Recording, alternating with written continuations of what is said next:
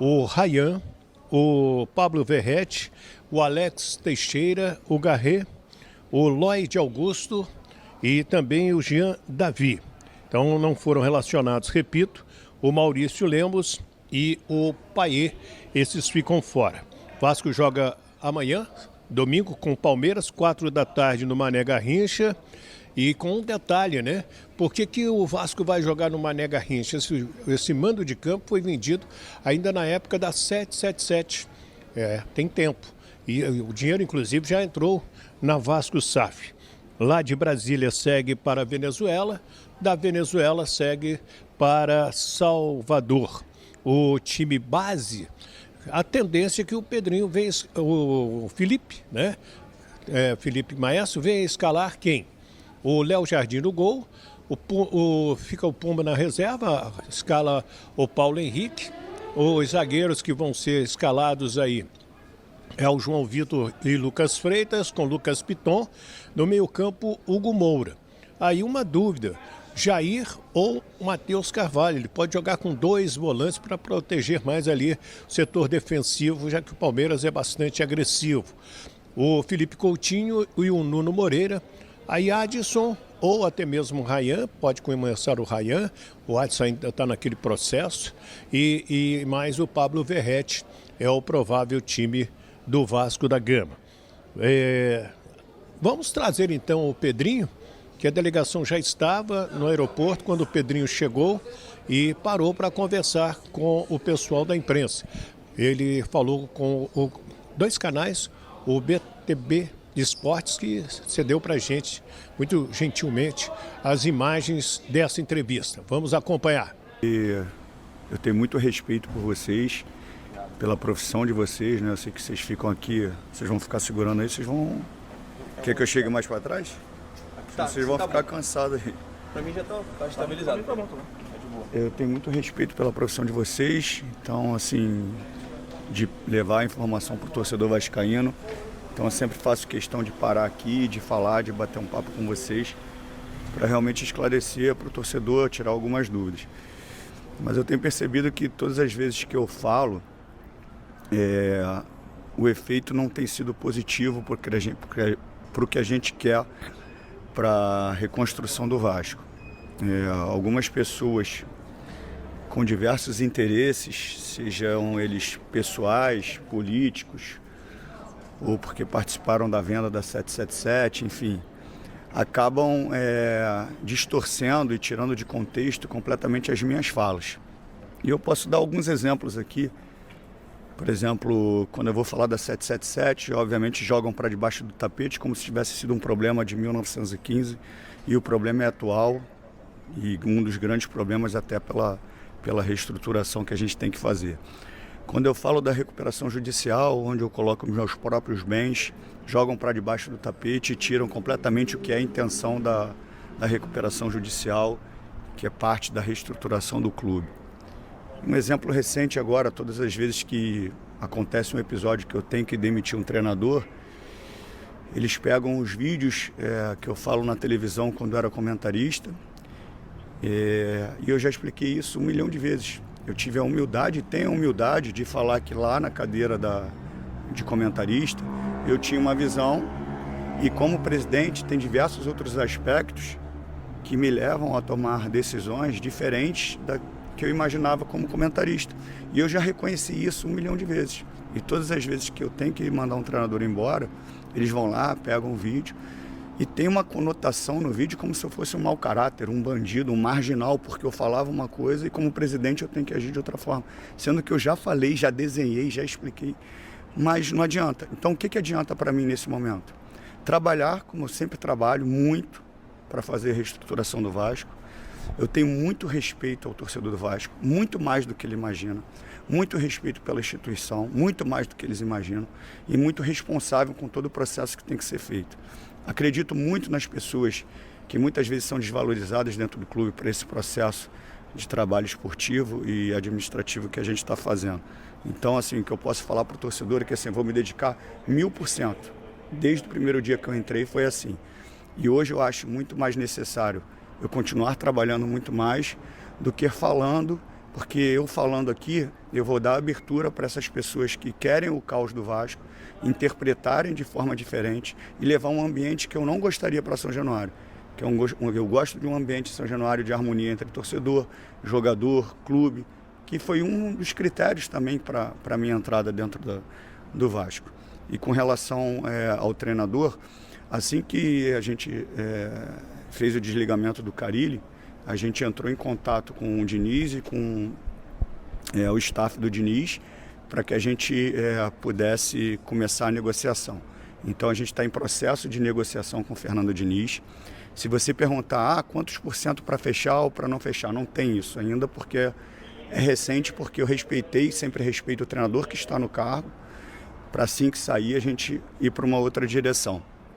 Então a conversa está nesse pé com o Fernando Diniz, iniciando uma negociação, pode ter um desfecho positivo, pode não ter, e aí quando tiver uma situação muito mais clara sobre a questão do treinador, a gente volta a falar. Eu agradeço a vocês, que vocês estão sempre aqui com muito respeito mesmo, peço desculpa por qualquer coisa e mais para frente a gente fala novamente, tá? Show de bola, presidente. Obrigado, Obrigado, tá bom? presidente. Aí o presidente Pedrinho, eu quero a sua opinião. O que você achou?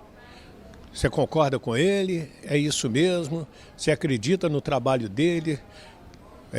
E Fernando Diniz é uma boa? Ele confirmou que está negociando com este treinador. Quero que deixe o seu comentário aí. Por que o Vasco sai de uma linha, que é o Fábio Carille, e vai para outra linha, que é o Fernando Diniz? O que motivou o Vasco a buscar essa solução? Eu vou explicar para você. Conhecendo o Pedrinho já há algum tempo, presidente do Vasco, olha, eu trabalhei com o Pedrinho em 2015, quando eu estava na Rádio Bradesco Esportes FM. Ele trabalhava como comentarista na TV Bandeirantes, 15 e 16. Ali eu tive mais contato com ele, a nossa amizade estreitou muito mais. E dali em diante a gente teve muito contato e tal. E assim, conhecendo a linha de pensamento dele, com o que ele pregava na televisão, eu vejo que o Vasco tinha um pensamento, que era trazer o Renato Gaúcho no início do ano. Não conseguiu, o Renato não quis trabalhar, parte financeira também pegou, mas ele não quis trabalhar.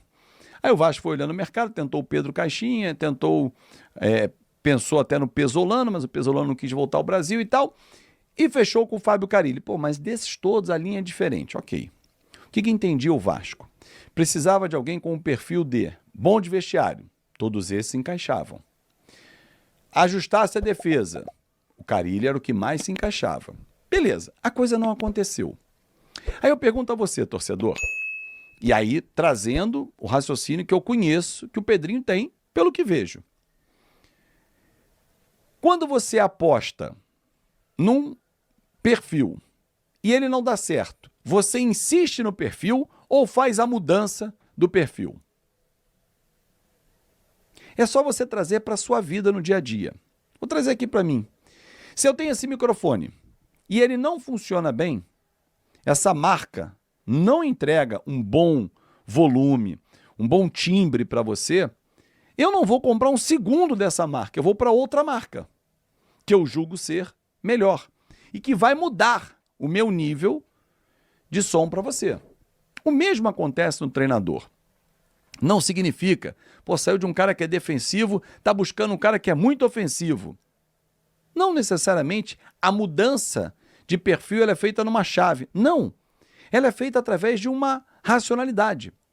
Se eu tenho um treinador que eu esperava que me entregasse isso e ele não entregou, eu agora quero isso aqui, cara. Porque esse controle de jogo eu não tive aqui e eu tenho um controle de jogo com o Fernando Diniz, porque é uma característica dele. Eu preciso que ele dê uma chacoalhada no mental, e ele é psicólogo, ele sabe como atuar no atleta. Então, assim, eu não vejo como uma disparidade, não vejo mesmo como também aquela coisa assim, os caras estão perdidos. Não acho. Você está buscando soluções. E quando as soluções são melhores do que o que você tinha, tu vai falar que está errado? Não sei, cara. Não sei. Não vejo por esse lado, não. Fernando Diniz encaixa com esse elenco do Vasco? Esse é um grande questionamento. Né? Esse é um grande questionamento que eu faço. Eu espero que encaixe. Espero que o Paulinho volte a jogar, o Tietê jogue bem com ele também, que o Lucas Piton volte a jogar. E talvez hoje esteja faltando ao elenco do Vasco uma palavrinha, né? Um detalhezinho, um ingrediente: confiança. O mental dos jogadores do Vasco está muito abalado, muito abalado. Basta observar quando leva um gol. Quando leva um gol, um barata voa, Deus nos acuda, meu irmão, e vamos tomar. Se a gente tiver 1-0, tomar 1-1, fala assim, caramba, vamos tomar a virada agora. Não é isso que passa na sua cabeça, torcedor? E não pode ser assim. E essa é uma das vantagens do Fernando Diniz. Gostar de ficar com a bola é uma característica do técnico Fernando Diniz. Quanto mais tempo você tem a posse da bola, menos risco você se submete. Você é o... eu dou a bola para o adversário. Tem muita gente que fala assim, não, o Vasco gosta de dar a bola para o adversário. Cara, nenhum time pode gostar de dar a bola para o adversário porque ele vai atacar você. Ele vai empurrar você para o campo de defesa. Se você faz isso de forma deliberada, tentando achar um contra-ataque, é quando você senta na mediocridade que é o seu elenco. E o Vasco não tem um elenco medíocre. Não tem. É um elenco de razoável para bom. O time é bom, mas não está performando. É claro que você está analisando nesse momento com raiva, com os últimos resultados, com as últimas atuações, e eu concordo que elas foram muito abaixo do bom, muito. É do regular para ruim, para baixo mesmo. Mas você vai dizer para mim, olha nos meus olhos, torcedor, que o Lucas Piton não serve, que o Felipe Coutinho não serve, que o Jair ou o Paulinho, quem estiver ali na função, não serve. Dando 4 exemplos apenas. Poderia usar outros. O Ryan não serve? Não. Mas a gente, com a dor, com o que a gente está vendo, a falta de intensidade, você analisa o quê? Falou, cara, manda todo mundo embora. Não é assim que se faz futebol. Aí eu vou concordar com o Felipe quando ele fala que o futebol tem as suas escolhas. Perfeito. Ele escolheu mal. A fala dele naquele momento para se referir ao Capasso. Mas uma informação que eu trago para você mais uma vez, torcedor, ainda sobre o assunto Capasso, o Capasso, ele é rejeitado pelo elenco do Vasco. O elenco do Vasco não gosta do Capasso. Tecnicamente, o Capasso é mais do mesmo.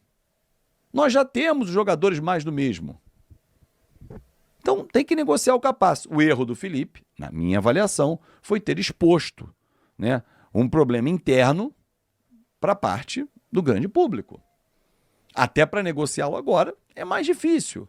Mas na boa, se você, torcedor, acha que o Capasso é a solução dos nossos problemas, realmente você deve ter tido uma amnésia muito grande e esquecido quem foi o Capasso em 2023. Você esqueceu? Pegue os jogos, as paçocadas que ele deu. Ele podia estar no elenco.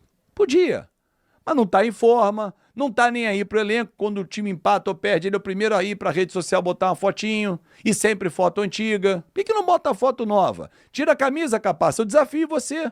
Tira a camisa e mostra. Hoje, faz um vídeo hoje. Pega uma camisa de hoje, essa camisa do Vasco aqui, ó, que eu estou usando, que é atual, pega essa aqui e faz uma foto. Só mostra foto antiga para enganar você, torcedor. Esquece Capasso. Capasso não é o nosso problema. Se o Capasso é o problema do Vasco, meu irmão, então o problema do Vasco é pequenininho. Agora, o problema maior é ajustar esse time, dar intensidade, ter posse de bola, ter inteligência, jogadas ensaiadas, trabalhadas. Isso o Fernando Diniz pode oferecer ao Vasco e a qualquer momento ele pode ser anunciado. Mas o Felipe pode ficar? Muito difícil. Não vou quantificar nem botar em porcentagem. Mas hoje, o nome que o Vasco segue negociando está para fechar, porque as negociações prosseguem, as reuniões, enfim, para lá e para cá, proposta aqui, proposta ali, é o Fernando Diniz. E ponto final. Consegue. E de automóvel. Mas a gente pode fazer isso. Lineker, a tua pergunta é o seguinte, né? Você acha, por exemplo, que se você estivesse ao lado, hoje, de onde estava o BTB Esportes e o podcast Cruz Maltino, né? Eram os dois que estavam ali, né? Você acha que o Pedrinho não pararia para falar? Baran, eu não vou falar para você que o Pedrinho não pararia, mas eu perguntaria algo bem incisivo, entendeu? Sim, A mas minha ele pergunta, pararia. eu acho que sim, também. Mas diante da última ida, nossa ida para a Arequipa, enfim, cara, eu acho que o Pedrinho ele teme, tá, alguma pergunta que possa o comprometer. É, Portanto, ele chegou lá e falou sobre a questão do Diniz e falou sobre má interpretação. Porque a minha pergunta ali seria assim, Pedrinho, como soou internamente no Vasco a última resposta do Felipe na claro, coletiva sobre o claro, Capasso? A gente quer claro. entender internamente o que vocês acharam. Cara, essa seria a minha pergunta. E Lógico. óbvio, era o assunto do momento. E essa pergunta não foi feita. Essa É. pergunta morreu. Então a gente não sabe como está o clima. Então, ô Lineker, eu também, quando eu ouvi o Pedrinho, a primeira coisa que eu pensei foi: caramba, mas ninguém perguntou sobre o lance do Felipe e do Capasso. Aí eu fui ver o que o Pedrinho falou na íntegra, eu vou mostrar agora. Não tivemos nenhuma pergunta. Nenhuma. Ninguém perguntou nada. Foi um depoimento só do Pedrinho. No primeiro momento, eu imaginei que tivessem feito algum corte, né? E aí fizeram uma pergunta aqui, outra lá, e cortaram e jogaram nas redes sociais. Não. Por isso que eu vou botar na íntegra aqui. O Pedrinho fala uma vez só, durante poucos minutos. Quero Mina, quero o Balbuena. Eu não quero Capasso, pô. Aí vem um monte de gente que o cérebro não consegue computar até ali na frente e vai falar que eu quero saber de Capasso, não quero saber como que se trata um ativo no Vasco. A gente teve agora o JP sucateado, a gente teve agora o Eric Marcos, 1,1 milhões. Eu acompanhei o Eric Marcos desde pequeno ali nas categorias de base do Vasco. Ele era a esperança de uma futura venda. Aí você vai no Flamengo, o tal do Joshua, que nunca fez porra nenhuma. Não fez nem a metade do que o JP fez na final, até a final da Copa do Brasil contra o Palmeiras do Hendrick. E o cara vale 450 milhões. Aí o Pedrinho fala de reestruturação financeira, reestruturação do clube. E isso não entra na minha cabeça porque está completamente desconectado do que estão trabalhando. Baran, quando você tem uma reestruturação financeira a ser feita, a primeira coisa que você tem que fazer é valorizar aquilo que você tem para você vender e se reestruturar financeiramente. O Vasco, no início do ano, em vez de dar lugar para o Lucas Eduardo e JP, que estava à disposição, eles deram lugar para o Souza, eles deram lugar para o Deluque e para o Zé Gabriel. Quando que uma equipe ou uma instituição que está se reconstruindo financeiramente faz uma gestão de elenco dessa? Não, está completamente desconectado. E quando o Pedrinho ele vem falar isso de novo, porque a desculpa do Pedrinho é atacar o coração do torcedor do Vascaíno falando em reestruturação. Só que quando a gente enxerga o contrário, e isso está na nossa frente, pô, reestruturação é a última coisa que o Pedrinho tem que falar. Responsabilidade financeira. Como que você vai ter responsabilidade financeira se você afasta o seu sócio torcedor? Que o sócio torcedor, o próprio Pedrinho, falou o seguinte, que o sócio torcedor vale como um patrocínio master. Você não pode enfraquecer o seu sócio torcedor. O sócio torcedor só está caindo, cara. Por que está só caindo? Eu cheguei para integrantes da diretoria do Vasco, Baran. Eu cheguei. Porque eles falam com a gente normalmente, tá? Essa questão com o Felipe. Cara, o futebol, ele é volátil. As pessoas do Vasco continuam falando com a gente o tempo inteiro. E eu cheguei para essa pessoa, muito influente na diretoria, e falei assim, se vocês enfraquecerem a equipe, vocês podem recuperar o Vasco financeiramente de um lado, mas vocês vão perder a Vasco SAF do outro. Porque a Vasco SAF é o futebol. E o futebol, se não tiver resultado em campo, vocês vão se valorizar lá na questão jurídica das porcentagens da 777 e tal, e vão enfraquecer o clube, o time em si vai perder sócio torcedor, vai perder patrocínio. Se não disputar uma Libertadores, não vai ser atrativo a marca Vasco. Vocês vão valorizar de um lado, reestruturar para quê? Para quê? Se vocês vão desestruturar o outro lado. E é o que está acontecendo. Eu falei isso nessa reunião com pessoas ligadas à diretoria, sim, conversando abertamente, e falei, vocês precisam urgente chamar o torcedor de volta. Como que se chama o torcedor de volta de forma emergencial, Baran? Num jogo contra o Flamengo, incendiar o jogo, lutar para ser em São Januário, lutar. Ah, mas não vai ser. Dane-se, a gente não quer que seja, a gente quer que vocês lutem. Porque lutar contra o Flamengo extra-campo é o que a gente consegue fazer, porque dentro de campo não dá. Hoje não dá. Então lutem fora. Judicializa jogo contra o Porto Cabejo, lá na época não tinha o jogo em São Januário. Contra o Porto Cabejo, que é jogo ganho, bota esse jogo no Maracanã, mas não dá, e judicializa. O torcedor quer briga. O torcedor quer brigar. Quer ver vocês lutando a favor do Vasco. E se vocês não lutar, o torcedor não engaja com vocês. Porra, é do caralho. Falei exatamente assim, Bara, com essas palavras, me perdoe aqui. É do caralho o torcedor botar o Marcos Braz cortando a grama do Maracanã, porra. É isso que o torcedor quer nas redes sociais. O torcedor quer entrar no grupo de WhatsApp lá onde tem um monte de flamenguista. Aí, seus otários, corta a grama aí. Cara, isso é o torcedor. Se vocês não têm essa leitura, vocês não vão saber fazer futebol. Vocês têm que atrair com essas pequenas coisas o torcedor para o lado do Vasco. O torcedor está se afastando. Naquela época, os 2 últimos jogos que eu fui em São Januário, público de 16 mil, o outro 13. O trabalho de afastar o torcedor do gramado, do estádio, está sendo feito de uma forma que está explícito. Então, aí, a partir do momento que eu falei isso, eu saí dessa conversa meio que aliviado.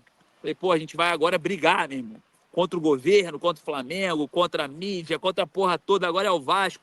Vamos botar para ferrar. No outro dia, assim, dias depois, não foi exatamente, o Pedrinho faz o acordo com o Flamengo e o Fluminense. Por isso que eu fiquei altamente frustrado.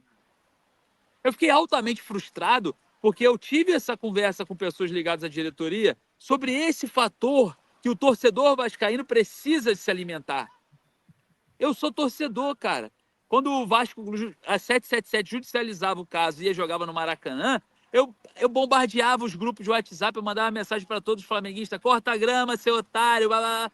Porra, isso é do caralho pro torcedor, cara. Isso é muito bom pro ego do torcedor. Então, Baran, infelizmente, cara, o Vasco está meio que desconectado com a vontade do torcedor. O Vasco hoje parece ser uma grande ditadura quando o Felipe fala eu escolho você. Quando ele fala você, não sou eu não, tá? É você que está aí do outro lado acompanhando a live. Fernando Diniz será anunciado hoje como novo técnico do Vasco após jogo contra o Palmeiras. O Vasco da Gama está muito próximo de oficializar Fernando Diniz como novo treinador da equipe. Segundo fontes ligadas à diretoria, o anúncio está previsto para ocorrer ainda neste domingo, logo após a partida contra o Palmeiras, válida pelo Campeonato Brasileiro. A negociação já está fechada, e Diniz deve assinar contrato até o fim da temporada, com possibilidade de renovação. A escolha foi aprovada pessoalmente pelo presidente Pedrinho, que vê no treinador o perfil ideal para comandar a reestruturação técnica do time. Diniz, que se destacou recentemente no Fluminense e teve passagem pela seleção brasileira, é conhecido por seu estilo de jogo ofensivo e valorização da posse de bola. Ele deve chegar com parte de sua comissão técnica e já começar a trabalhar nesta segunda-feira. O Vasco vive um momento de oscilação no Brasileirão, e a chegada de Diniz é vista como uma tentativa de reencontrar um padrão de jogo e conquistar estabilidade ao longo da temporada. A torcida aguarda com expectativa o anúncio oficial nas redes sociais e canais oficiais do clube.